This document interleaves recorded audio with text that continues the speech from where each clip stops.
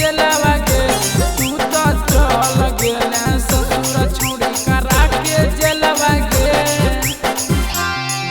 करा के जेलवा गे तू तो चल गेले ससुर छोड़ी करा के जेलवा गे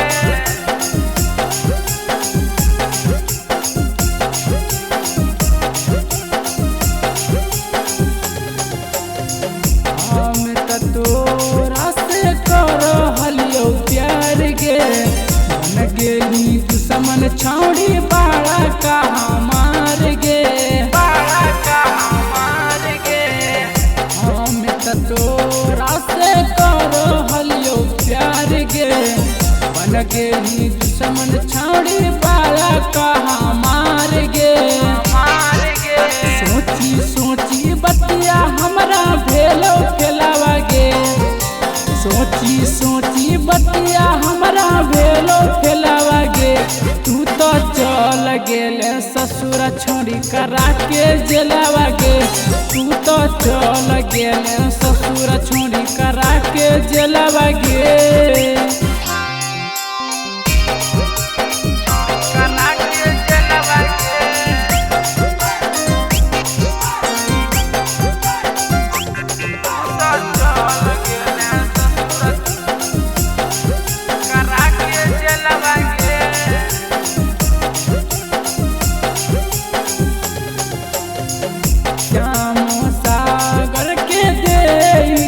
धोखा गे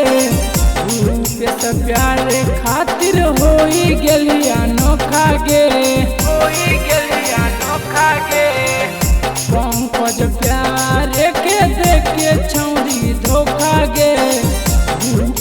प्यार खातिर होई गेली अनोखा गे जिंदगी हमार तू ही कोई से लवा गे जिंदगी हमार तू ही कोयली से लवा गे तू तो चल गेले ससुर छोड़ी करा के जेलवा गे तू तो चल गेले ससुर छोड़ी करा के जेलवा गे।